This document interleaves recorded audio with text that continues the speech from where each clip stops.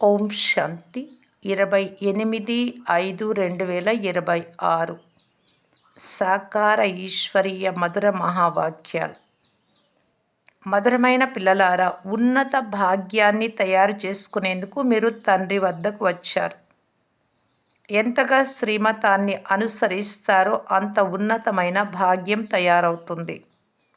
ప్రశ్న: భక్తి మార్గంలోని ఏ అలవాటు ఇప్పుడు పిల్లలైనా మీలో ఉండరాదు? జవాబు: భక్తిలో కొద్దిగా దుఃఖం కలిగినా, అనారోగ్యం వచ్చినా హే రామా, ఓ భగవంతుడా ఇలా దుఃఖిస్తూ ఉంటారు. అయ్యో అయ్యో అనే అలవాటు భక్తి మార్గంలో ఉంటుంది. ఇప్పుడు మీ నోటి ద్వారా అలాంటి శబ్దాలు వెలువడరాదు. మీరు లోపలే మధురమైన తండ్రిని ప్రేమతో స్మృతి చెయ్యాలి.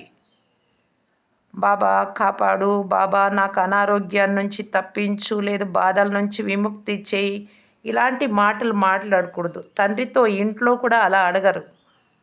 ఏదైనా విషయం చెబుతారు.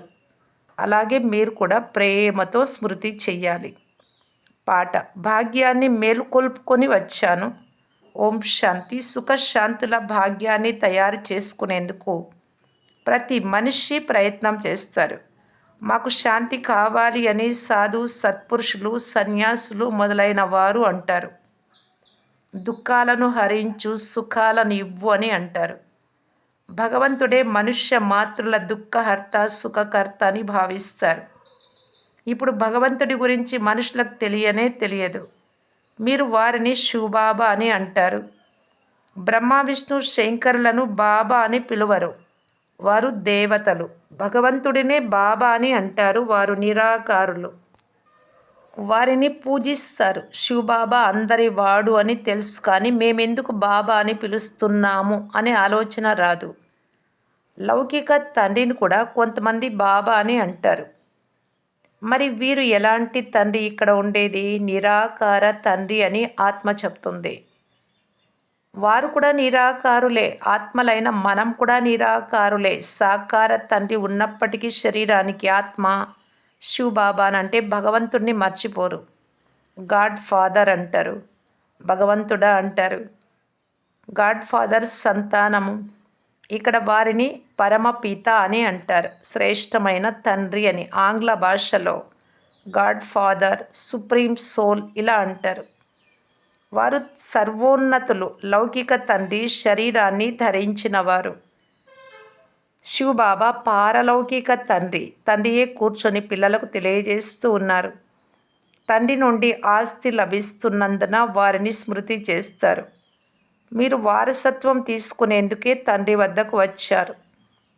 దుఃఖహర్త, సుఖకర్త అయిన తండ్రి వచ్చి సుఖమునిచ్చే మార్గాన్ని అర్థం చేయిస్తారు. తర్వాత మళ్ళీ అక్కడ దుఃఖం యొక్క నామ రూపాలు కూడా ఉండవు.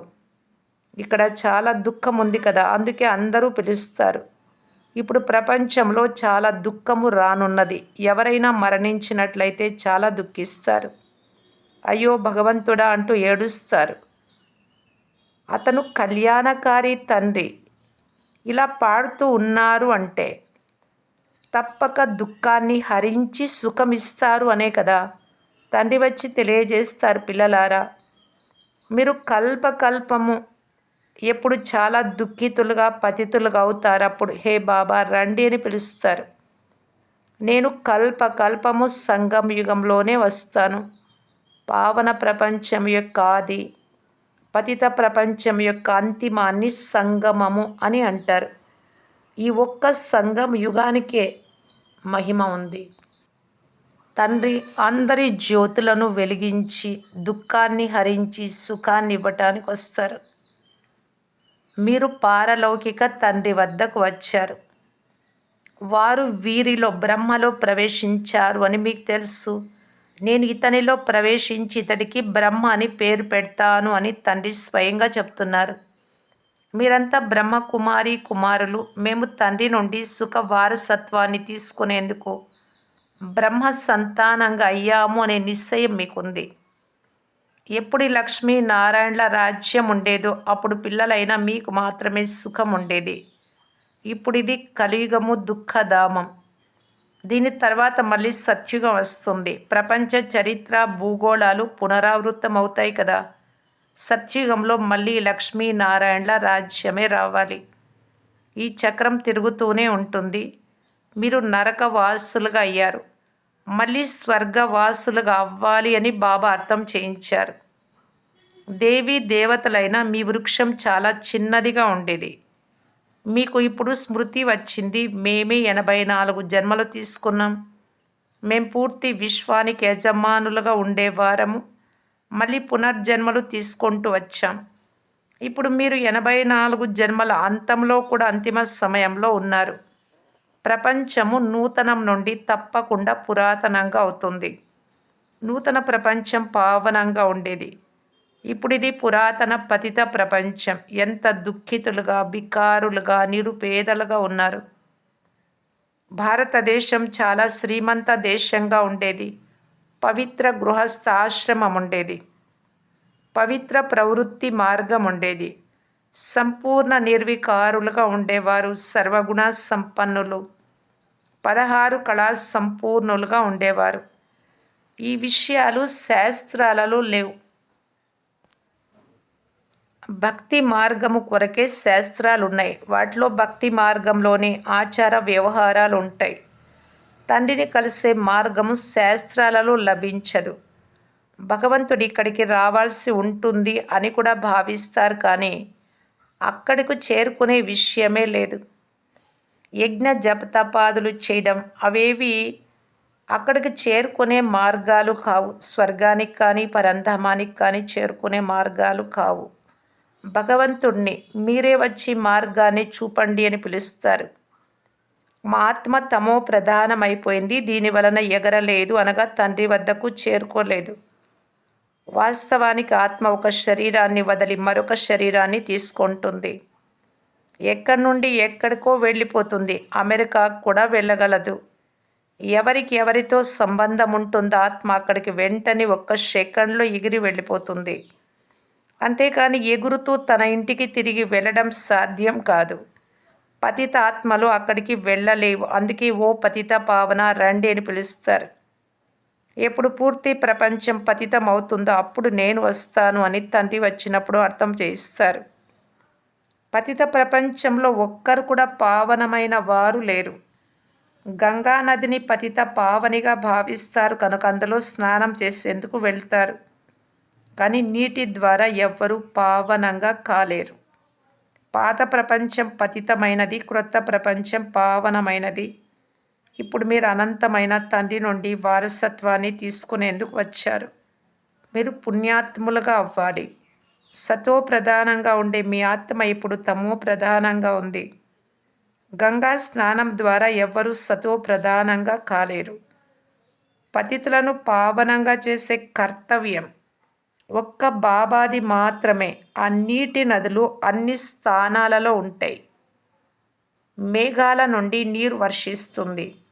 అందరికీ నీరు లభిస్తుంది. ఒకవేళ నీటి నది పావనంగా తయారు చేసేది అయితే అందరినీ పావనంగా చేయాలి కదా. పావనమయ్యే యుక్తి తండ్రియే వచ్చి బ్రహ్మ ద్వారా అర్థం చేయిస్తారు. ఇతనికి తన ఆత్మ ఉంది. తండ్రి చెప్తారు, నాకు ఏ శరీరం లేదు, స్థూలం లేదు, సూక్ష్మం లేదు. కల్పకల్పము మీకు అర్థం చేయించేందుకు బ్రహ్మలోనే వస్తాను. మీకు మీ జన్మల గురించి తెలియదు. కల్పమాయువు లక్షల సంవత్సరాలు అని చెప్తారు. తండ్రి చెప్తారు, ఇది 84వ జన్మ. అంటే 84 జన్మల చక్రం తిరుగుతూ వచ్చారు. 5000 సంవత్సరాలలో 84 లక్షల జన్మలు ఎవ్వరూ తీసుకోలేరు. స్వర్గంలో మీరు 16 కళా సంపూర్ణులుగా ఉండేవారు. త్రేతాయుగంలోకి వచ్చేటప్పటికి 2 కళలు తగ్గిపోయాయి. తర్వాత ఇంకా మెల్లమెల్లగా కళలు తగ్గుతూ ఉంటాయి అని తండ్రి చెప్తున్నారు. క్రొత్త ప్రపంచమే మళ్ళీ పాతదిగా అవుతుంది. ద్వాపర కలియుగాలను పతిత ప్రపంచమని అంటారు. ఈ విషయాలు ఏ శాస్త్రాలలోనూ లేవు. జ్ఞానసాగరుడు అని నన్నే అంటారు. నేను ఏవైనా శాస్త్రాలు చదివానా? లేదు. నాకు ఈ సృష్టి ఆది మధ్య అంత్యాలు అన్నీ తెలుసు.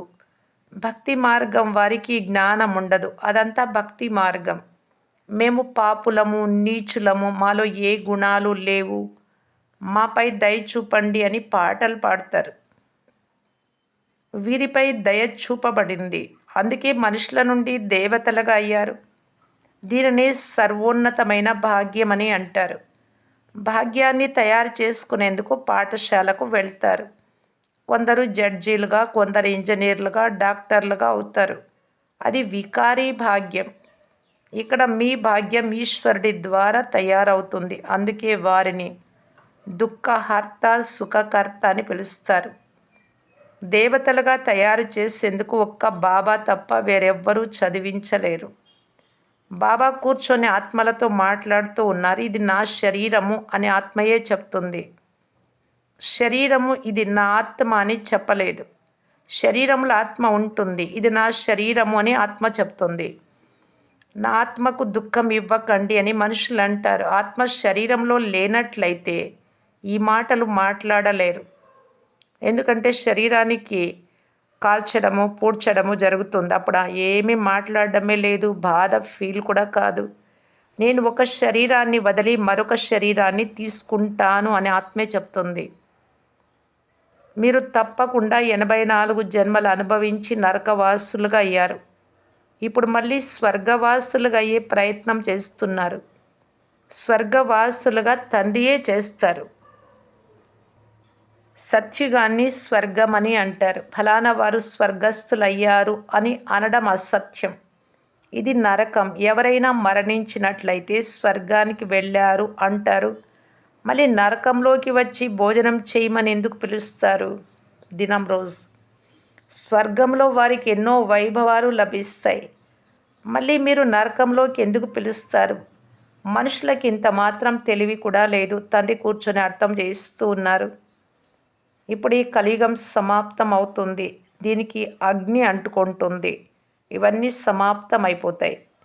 బాబా నుండి ఆస్తి తీసుకునే పిల్లలైన మీరు సత్యుగంలో రాజ్యం చేస్తారు. ఈ లక్ష్మీనారాయణకి ఈ వారసత్వాన్ని ఎవరిచ్చారు? తండ్రి. మీరిప్పుడు తండ్రి ద్వారా యోగ్యులుగా అవుతున్నారు.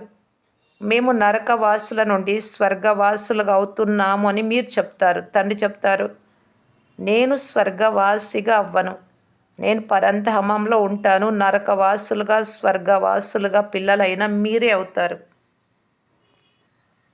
ఆత్మ నివాస స్థానము పరంధామము, శాంతిధామం. మీరు మళ్ళీ స్వర్గంలోకి, సుఖధామానికి వస్తారు. ఇది దుఃఖధామం. ఇది ఇప్పుడు వినాశనం అవ్వనున్నది. భగవంతుడు బ్రహ్మ తనువులో వచ్చి రాజయోగాన్ని నేర్పిస్తారు అని ఎవ్వరికీ తెలియదు. మనుషులు కృష్ణుడు వచ్చారు ద్వాపర యుగంలో అని భావిస్తారు. కృష్ణుడి తనువులో వచ్చారు అని కూడా చెప్పరు. ఈ బ్రహ్మబాబానే శ్రీకృష్ణుడు అయ్యేది. కృష్ణుణ్ణి భగవంతుడు అని అనలేరు. అతడు విశ్వ అధికారి, సర్వుల ముక్తిదాత శివబాబా ఒక్కరే. వారు సుప్రీమాత్మ లేక పరమాత్మ. మేము తండ్రి నుండి స్వర్గ వారసత్వాన్ని తీసుకుంటాము అని భావించే సత్సంగం ప్రపంచంలో ఏదీ లేదు. పతితుల నుండి పావనంగా తయారు చేసేవారు తండ్రి ఒక్కరే. తండ్రి చెప్తారు, నేను సత్యమైన గురువును, నేను మిమ్మల్ని పావనంగా చేస్తాను. పోతే గంగ నీరు పావనంగా తయారు చేయలేదు. ఇది పాపాత్ముల ప్రపంచం. ఏమి చేసినా మెట్లు క్రిందకు తప్పకుండా దిగాల్సిందే. సతో ప్రధానం నుండి తమో ప్రధానంగా కావాల్సిందే. మీరు భక్తి చెయ్యరు. ఓ రామా అని కూడా అనరు. ఓ బాబా, ఓ బాబా అనరు. మీ తండ్రి మిమ్మల్ని చదివిస్తున్నారు. ఓ భగవంతుడా రండి అని కానీ, ఓ రామా అని కానీ అనరాదు. కానీ చాలామందికి ఈ శబ్దం వచ్చేస్తుంది. ఎందుకంటే అది బాగా అలవాటైపోయింది. మీకు తండ్రి చెప్తారు, నన్ను స్మృతి చేసినట్లయితే వికర్మల వినాశనం అవుతాయి. మీరు నా వద్దకు వచ్చేస్తారు. కనుక ఒక్కరినే స్మృతి చెయ్యాలి. ఇది మీ అంతిమ జన్మ. ఇప్పుడు వారసత్వం తీసుకుంటేనే తీసుకున్నట్లు. తర్వాత ఇక ఎప్పుడూ పొందలేరు. తండ్రి అర్థం చేయించారు. ఎవరైతే తమను తాము హిందూ ధర్మం వారిగా చెప్పుకుంటున్నారో వారు వాస్తవానికి దేవీ దేవతా ధర్మానికి చెందినవారు. క్రైస్తవ ధర్మం వారు ఎప్పుడు వారి పేరును మార్చుకోరు. భలే తమో ప్రధానంగా ఉన్న క్రైస్తవ ధర్మంలోనే ఉన్నారు. మీరు దేవీ దేవతలు కానీ పతితులైన కారణంగా మిమ్మల్ని మీరు హిందువులని చెప్పుకుంటారు. స్వయాన్ని దేవతలమని చెప్పుకోలేరు. మేం వాస్తవానికి దేవీ దేవతలము అని మర్చిపోయారు. వికారులైన కారణంగా స్వయాన్ని దేవతా ధర్మం వారమని చెప్పుకోలేరు. ఇది దేహ అభిమానం. పిల్లలకు చాలా బాగా అర్థం చేయించబడుతుంది. ఇక్కడ సాధు సంతులు మొదలైన వారు ఎవ్వరూ లేరు. మేం వ్యాపారస్తులు, మేం ఫలానా వారు, ఇదంతా కూడా దేహ అభిమానమే. ఇప్పుడు మీరు ఆత్మ అభిమానిగా కావాలి. ఆత్మాభిమానిగా అవ్వడంలోనే శ్రమ ఉంది. మీరు తండ్రి నుండి వారసత్వం తీసుకోవాలి అంటే తండ్రిని స్మృతి చెయ్యాలి. హస్తము కార్యమగ్నము, హృదయం ఈశ్వర మగ్నము. చేతులు పనివైపు, హృదయము తండ్రి వైపు ఉండాలి. మీరు ఒక్క ప్రియతముడికి ప్రేయస్సులు. సర్వుల సద్గతి దాత ఒక్క ప్రియతముడే. ఎప్పుడైతే సర్వులకు సద్గతి లభిస్తుందో అప్పుడు వారు వస్తారు.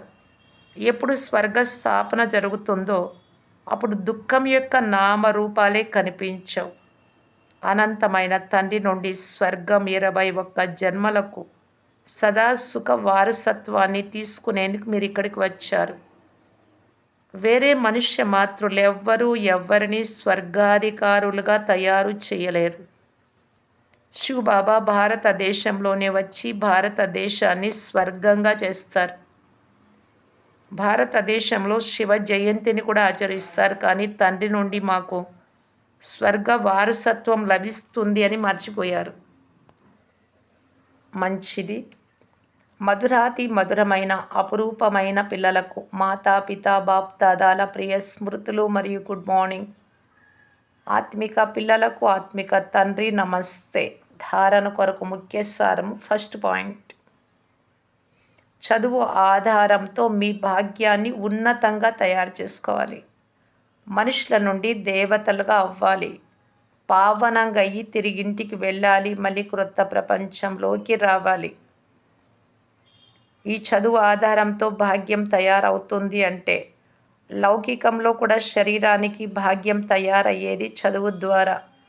బాబా చెప్తారు, డాక్టరు, ఇంజనీరు, జడ్జు ఇలా కావటానికి ఎంత బాగా చదువుకొని ఉంటేనో ఐఏఎస్, ఐపీఎస్ ఇలాగవుతారు. ఇక్కడ కూడా మీరు ఎంత బాగా చదువుకుంటారు, ఈ 4 సబ్జెక్టులు పర్ఫెక్ట్గా తయారవుతారో అప్పుడే దేవతలలో కూడా ఉన్నత పదవి లభిస్తుంది. ఎంత కష్టపడితే ఇక్కడ, ఎంత శ్రద్ధ ఉంటే, ప్రయత్నం చేస్తే నడుచుకోవటానికి అంత అక్కడ పదవికి యోగ్యంగా అవుతాం. సెకండ్ పాయింట్, చేతులతో పనిచేస్తూ ఒక్క తండ్రి స్మృతిలో ఉండాలి. ఏ ఉల్టా మాటలు వినరాదు, వినిపించరాదు. వరదానము, సదా తమ పవిత్ర స్వరూపంలో స్థితమై ఉండి ఆత్మజ్యోతి అంటే పవిత్రమైనటువంటి జ్యోతి, సదా ముత్యాలను ఏరుకొనే హోలీ హంసభవ. హోలీ హంసలైన, పవిత్ర హంసలైన మీ స్వరూపము పవిత్ర స్వరూపం. మరి కర్తవ్యం సదా గుణాలు అని ముత్యాలనే ఏరుకోవటం.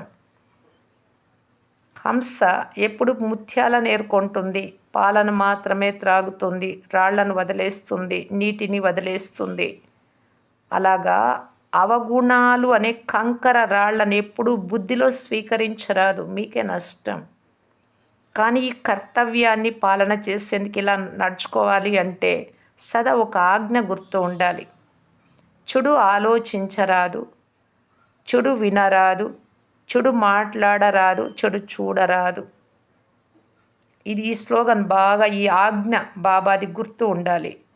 బాబా అంటారు, చెడు చాలామందిలో లేదు, పోగొట్టుకున్నారు, కానీ వ్యర్థం ఉంది కనుక ఈ విధంగా అనుకోండి అని కూడా అంటారు. వ్యర్థం వినరాదు, వ్యర్థం చూడరాదు, వ్యర్థం ఆలోచన చేయరాదు, వ్యర్థం మాట్లాడరాదు. ఎందుకంటే జ్ఞానీలకు వ్యర్థం కూడా పాపం కింద లెక్కింపబడుతుంది అన్నారు బాబా వ్యక్త మురళీలలో. ఎవరైతే ఈ ఆజ్ఞను సదా స్మృతిలో ఉంచుకుంటారో వారు సదా సాగర తీరంలో ఉంటారు. హంసల స్థావరం అక్కడ, సాగరం నీరు ఇక్కడ బాబా. స్లోగన్: నడుస్తూ తిరుగుతూ ఫరిస్తా స్వరూపంలో నేను ప్రకాశ శరీరంలో ఉన్నాను. అలా ఉండడమే బ్రహ్మ బాబాకు దిల్ పసంద్ కానుక. బాబాకి ఇష్టమైనటువంటి కానుక మీరు కూడా ఫరిస్తాలు బ్రహ్మ బాబాలాగా కావాలి అని. నడుస్తూ తిరుగుతూ కూడా ఆ రూపమే కనబడాలి. ఎంతెంత అనుకుంటూ ఉంటామో అంత బాబా అంటారు ప్రకాశం పెరుగుతూ ఉంటుంది. ఆత్మ ప్రకాశం, శరీరం యొక్క ప్రకాశం కూడా ఎక్కువ. కొద్దిమంది శరీరాలు చాలా ప్రకాశవంతంగా కనబడతాయి, ఫరిస్తా కనబడతారు. వారు కనబడరు దాదీలను చూస్తే స్టేజ్ మీద ఉన్నప్పుడు వారు. కొద్దిమందిది కొంచెం కనబడుతుంది, కొద్దిమందిది మామూలుగా ఉంటుంది. ఇలాగా ఎంతెంత ఫరిస్తా స్వరూపంలో నడుస్తూ తిరుగుతూ మనకు మనం అనుకుంటూ ఉంటే అంత ఇతరులకు కూడా ఫరిస్తా స్వరూపం కనబడుతుంది. సేవ కొరకు కూడా ఇవన్నీ నిమిత్త మాత్రంగా ఉన్నాయి. సేవార్థము కార్యంలో ఉపయోగించండి. ఏమంటే లౌకికంలో